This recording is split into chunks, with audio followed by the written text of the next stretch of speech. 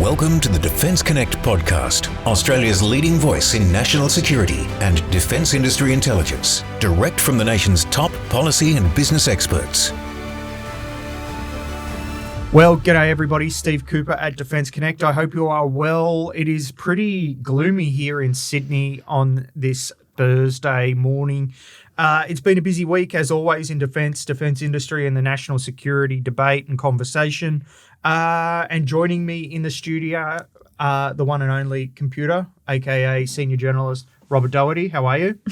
Good, yeah. We're not too bad. Not too bad. And the rose between the thorns, Bethany Alvaro. Bethany, how are you? Good, very good. It's good, guys. Busy week. You've been busy covering quite a bit.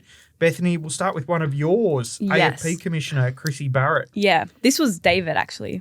David, our colleague from Cyber Daily. Yes. Shared it with us. The AFP Commissioner Chrissy Barrett signed a couple of MOUs and agreements with Kash Patel, obviously the director of the FBI, to boost cooperation between AFP and FBI. So it's pretty cool. Like, it sounds like it will be a very interesting, well, not interesting, but I mean, it is interesting, but it would be a good thing for, I mean, I'm sure there's a lot of the crimes that AFP and FBI investigate probably do have a lot of transnational and crossover. So, it can only really be a good thing to support that. Chrissy Barrett said national security is regional security and global security. By sitting at the table with about 140 UN member states, we can meaningfully shape the frameworks that will empower police collaboration, not just for now, but for future or for generations to come. Because she's doing a speech at the UN as well. So This is me just not liking the UN because it's not fit for purpose anymore. I wonder what role the UN actually has to play in that, or whether or not it's... Well, they have a police... They would have it. Is Interpol is that part of the UN, or is that different? That's might be different. I think it might be different, but I know that the UN does have a police... Yeah, I just... forum. I'm not really sure exactly what it is. Is it more effective that it's like the it's not part of the UN. It's not part of the UN. They have agreements, but they're not. Yeah. Is it like the bilateral and multilateral relationships where it is literally people to people rather than having some overarching bureaucratic super Well, I mean, state? the thing between the AFP and the FBI isn't a part of the UN. No. Yeah. So my point is, what's the point of them being involved in this when... Oh, well, they're not really involved. She's just doing a speech at the UN as well while she's she's addressing a summit. Yeah, the UN Chiefs of Police Summit. It just seems like... I think it's more just a display of, global cooperation and stuff. Two things that stand out for me here is one that obviously US Department of Army, Criminal Investigation, that's in there as well. So there's a bit of a military angle as well, which there's always that sort of dual purpose with the US. They have that crossover. But also Commissioner Barrett herself, I think, needs a bit of a publicity sort of, boost. I recall she was in France a couple of weeks ago as well, doing a lot of speeches. I think that was for Five Eyes. But I know she got basically hauled over the hot coals over that Ben Roberts-Smith arrest, and rightfully so. And in my personal opinion, it wouldn't surprise me if this is some sort of, a bit of a rebrand internationally, sort of current and stuff. Yeah, it was really bad. For a couple of weeks there, it was really bad. I wouldn't be surprised if it's part of a broader rebrand effort, to particularly because the BRS stuff, and we have been very it's very domestic as well, whereas this is international. Yeah. But the BRS stuff has had particular hang time, I guess, in the US and the UK in particular, where they're not so much the US. What do you mean by that? The post-action prosecution and investigation of alleged war crimes, as thinly described as they are, particularly in the fallout from Afghanistan. But in the UK example, it's not just post-Afghanistan and post-Iraq, it's also post the Troubles,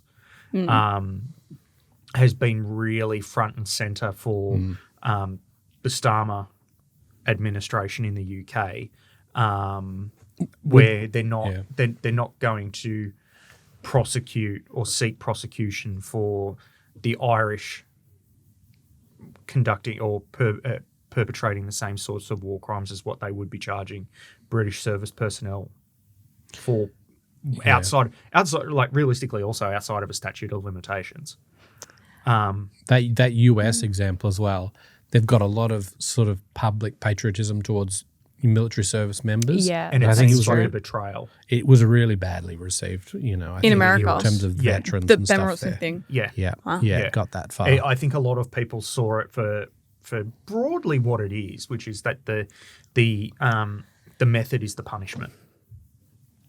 What do you mean by that? Like the arrest is basically the public shame. okay, Is the yeah. punishment. Yeah. Well, that's a different conversation. That's a very but- different conversation, and that's not what we're here for No. today. But Barrett was the face of that whole thing. and You know, she arguably did the all architect. I mean, she did all the media conferences for that, took all the questions and stuff. I think it did become quite personal and vitriolic. I mean, I Yeah. think it would be any commissioner in Yeah. that position, though. Yeah. It just happened to be her at the time. But Yeah. anyway, this is a good thing, I think, for America and Australia Yeah, if to you work can- together and Tighter you know, collaboration with the FBI Yeah. is always a good thing. yeah. Yeah. Rob, Albo has been in Fiji this week. Well, he's been in the Pacific this week, and it has been a big week in the Pacific. Yeah, missiles and things. Missiles and things. Yep. Yeah. It's almost like lions and tigers and bears. Yeah. Oh my. But signing a formal security mutual defence treaty between Australia and Fiji as part of a broader diplomatic effort to shore up support in the region. I actually like this one from the Australian government in that, we talk a lot about the economic investment and things like that, investing out in Pacific nations economically, with our funding, and whether, China can match that and sort of who wins out of that in the long term. Well, China can more than match it. Yes. But mutual defence treaties are, as far as I know, are a bit different. It kind of, locks that, that Yeah. nation in. It's different than throwing cash at someone and saying, please be on my side. It's saying, we're in this together. Yeah. And so I like that the solidness of this, the solidity reliability of it. Yeah. Yeah. And the relationship between Australia and Papua New Guinea has been more formalised or formalised more strongly With the football.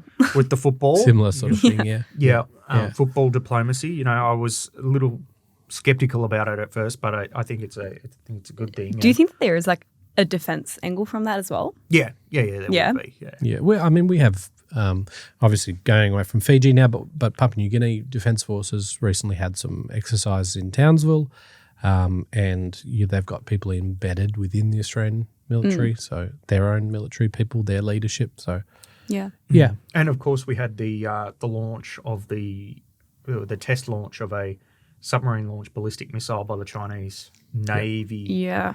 this week, which has really set a cat amongst the pigeons, and we're back. Yeah. The debate is back at 3.5%. Is it enough? Is it not enough? Is 5% enough? I wonder if they're doing more harm than good, though, in that these sort of launches, it's hard to tell how this is received in Pacific nations, but I wonder if a few of those sort of island governments are saying, do we really want to be partnered up with the guys that are firing missiles over the top of us? Whereas Australia is almost, we don't do that. I mean, were they have a soft considering approach. that? Has the Pacific, like those Pacific nations, not considered, but like have they worked with China before? Or? Yeah, there's a lot of If there's Solomon Islands funding available. Yeah, From China. A lot of infrastructure development via the BRI, the Belt and Road Initiative is. There'd be a lot of fence-sitting nations who are saying, Yeah. well, who is going to sort of best Suit us. suit us? Yeah. Yeah. A lot of fence sitting. I would call it diplomatic duplicity. Playing both sides, Which is smart. We don't begrudge anyone that. That's very smart play. Definitely can't begrudge anybody that. So that's interesting, and we'll wait and see how the debate shakes out and where we land. The government remains pretty firm in terms of saying that for the current level of threat, Australia's defence spending's on track. So, wait and see. Yeah. We haven't had a US wake-up call Yet. recently. I mean, they had one sort of Shangri-La conference where the US said, people who are shirking their responsibility at below 3.5%. But we haven't had a recent one apart from that where they've gone, we're looking at you, Australia. Yeah, I think they will be very, very reluctant to do that to us as overtly as what has been done to European nations. If they're doing it to Europe, well, if got AUKUS and stuff, there's additional sort of investment. There's there, AUKUS there. There's also our basing arrangements with like the MRF, the Marine Rotational Force in Darwin. Yeah. And the importance of our geography because we straddle both the Pacific and the Indian Ocean. Yeah. I'm sure there's some basing arrangements that we don't know about, like B-21s in Darwin and things like that as well. There would be some of that stuff. Like wartime stuff. Yeah, of course, yeah. That's not public at the moment, for sure. That they have to be a little bit more sensitive around in terms of chastising us. But, if Australia wants to be considered a reliable ally and self-sufficient or self-reliant as what government and opposition keep saying we should be, something's got to give. You've got to match it. You've got to put your money where your mouth is. Otherwise, you end up in a but usually there's situation. There's a push needed. We had the Shangri-La push, we sort of half received, but we haven't had one of those again for a while. No, but did the Shangri-La thing the Shangri-La dialogue really shift the needle?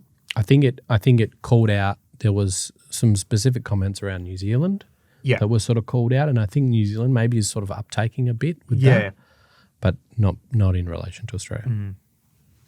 Rob, F-35 maintenance hub here in Newcastle. Yeah, so we went up to that. That was a nice invite out from Lockheed Martin. We thank them for the opportunity to head up there and see their factory as well, their radar, Tactical Air Defence Radar System. Yep. TADARS. Yep. But also, I'm pretty sure it's pronounced TADARS. If somebody can correct it, correct me in the comments. But also the air power precinct. So this air power precinct is sort of being pitched as sort of regional sustainment for the F-35 and canopy repairs and things like that, and being part of that global supply chain. Interestingly, they did say as well that the area that's sort of set aside for that precinct, a certain amount of it is for the F-35, but there will be other opportunities, from that same zone. So it'll be interesting to see what else they can put there or what partnerships they can put together there. Yeah. Thanks very much for turning us up there. It's, that little aerospace hub up there at Newcastle is really coming along in leaps and bounds. There's Kongsberg missile factory up there, the BAE MROU program for F-35 up there. It's a really powerful little industry hub that's emerging up there. And, of course, Lockheed Martin have got the similar sort of arrangement with the Black Hawks and Romeo fleet at Nowra, which is really good to see. I think that's a smart play as well in terms of Australia's never going to have that aircraft production of fighter jets and things like that. But the maintenance side of things, if we are sort of maintaining all the ones in our area, F-35s and things like that, that's a good pitch. That's a smart business. Well, 80% of a project's life, or 80%, of a project spend is in the maintenance, sustainment, and upgrade. So, if we can take some of that, that wait time out of the US as well, that's good for the alliance. Everybody's happy. Yeah. Yep. Bethany. Yes. Big movement in the land of the defence leadership. We have had a number of changing of command ceremonies. I nearly said services there over the past week. We've seen Lieutenant General Coyle taking on her new position as Chief of Army yesterday, so Wednesday, 8th of July. She's the first woman to hold this position. Congratulations, General Coyle. She's a big supporter and big supporter of what we do with Defence Connect and our sister publication, Space Connect. She's been replaced by Air Marshal Glenn Braz, who will take over as new Chief of Joint Capabilities. We also have a new Chief of Defence in Admiral Johnson. And Navy as well. And new Chief of Navy and new Head of Navy Capability as well. Yeah. So a lot of change going on Big in changes, defence. I feel like it's because they're in like 10 years, aren't they? 10 years, yeah. So it's good to see changes, Little bit new of perspectives and new initiatives and stuff. And obviously having a woman in such a high position is amazing. It's cool. Yep. Very cool. Congrats. well done. And General Coyle, if you ever want to join us on the Defence Connect podcast, have your team reach out. We would love to have you on. Yeah. Rob, another one of yours, $5.7 million contract for EOS as part of Mission Syracuse. Yeah, so this is sort of one we'd been talking about the last couple of podcasts, that EOS was, some of their systems were being exported overseas and things like that to the UAE and I think into the Netherlands as well, but I'm not 100% sure. Sounds. There was a facility there, and Ukraine had a few of their systems there. So yeah, it's good to see that the Australian government's funding some development of the Slinger system here. Seems like good capability. I've seen it at a demonstration, and it was able to lock onto some drones and shoot them down from sort of significant distances. I think it's probably been helped along a bit by the war in Ukraine. And the Middle East. More so the Middle East. Yeah. Because, Ukraine, it's very much like, sword and shield, offensive action, defensive action. But when we're talking about the Middle East, we're talking about Dubai and the UAE and stuff like that.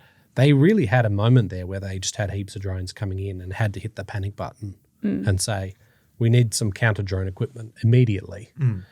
And as far as I know, I don't know how many slingers were deployed or anything like that, but it seemed like there was, some potential for them to do a lot of good there.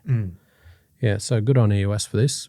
And that was obviously announced at the sidelines of the NATO conference, which Minister for Defence Industry Pat Conroy attended, which is and good on the government for kind of recognising as well. Yeah, that this is something they should invest in as well. Yeah, it'll be interesting to see how this sort of capability continues to develop, and the industrial base around it continues to develop based on learnings from the Middle East and learnings from Ukraine and how we can continue to grow that and spiral that out and hopefully integrate this capability more strongly into the ADF across the board. Yeah, well, we've seen some photos, haven't we, as well? The Hawkeye, I think they had something based off the top of a Slinger system.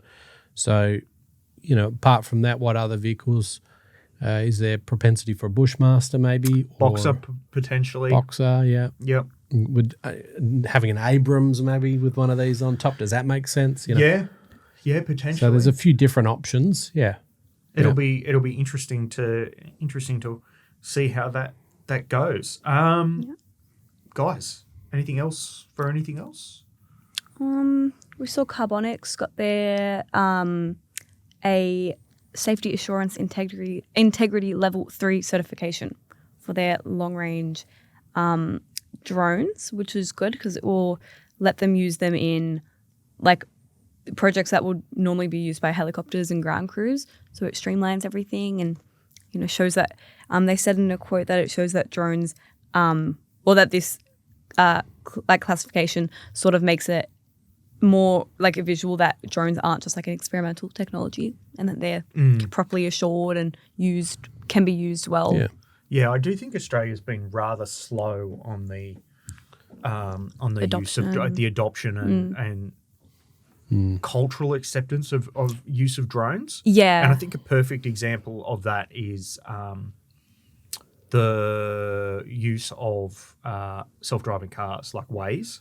Oh yeah, like we're still so far. Like America is probably out leading the pack. I'm sure there's probably some other examples. Yeah, China's probably got a few. Yeah, China's probably got a few as well. Yeah. But in terms of the Western world, we're a bit behind the times. Yeah. There's Like- definitely a cultural thing there. Yeah, Yeah. I think so as well. Like before I started working here and learned about drones in defense, I thought drones were just the ones that would get little footage of the beach or something that you just see. I had no idea that drones were a defense thing. Yeah. Which is I feel like there's And a lot have of been for a long time. I had no idea.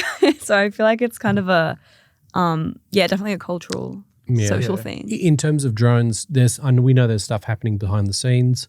Certainly within the last sort of month or so, one of the heavy lift Aladdin drones has been able to be used with a C-130 that we know of. We know there's an Air Force test aircraft that was able to make a flight from Brisbane to South Australia, I believe, unmanned or uncrewed. Oh, wow.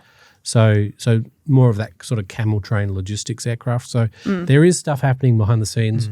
There's FPV training going into the Army at the moment. They've got two books out on that. Big area of focus for you. And Lockheed Martin's also developed their completely autonomous Black Hawk for logistics that apparently pilots can learn to, or human operators, pilots is kind of the right word, can learn to operate from an iPad within an hour. That's crazy. Which is phenomenal. That clamshell design as well on the front is quite At the cool. front is quite cool. But yeah, it's taken a while. We sort of, there's a lot of regulations, and I imagine if you're a company in this space, there's a lot of bureaucracy to get through. And a lot of frustration. So yeah. Well, guys, as always, a pleasure. Keep up your good work. I'm sure we will be watching whether or not there's any further missile tests. Yeah. There's we're looking forward to an event coming up. We've got the Canberra event as well. Of course, yes. For people, thank you for reminding me there, Rob. Very subtle, yeah. Very subtle. It was a nice segue, for people who are still interested in attending the Australian Defence Industry Accelerator and the Australian Defence Industry Awards, they are on Thursday the 16th. Tickets are still available to both, I believe. They just head over to defenceconnect.com.au and have a look for events, and you will find all the details. We'll all be there. We will all be there, so you will be able to meet us in the flesh and direct any questions, concerns, queries to our friend Robert. All complaints to Steve or Bethany. Not me. But we're looking forward to celebrating with the best and brightest of Australia's defence industry on the evening of Thursday the 16th in Canberra at the National Convention Centre. So if you haven't got your tickets yet, definitely check it out. And for people who want to stay up to date with the latest in defence industry and the national security conversation, head over to defenceconnect.com.au, or you can find us wherever you get your social media, bar TikTok. Until next time, bye-bye.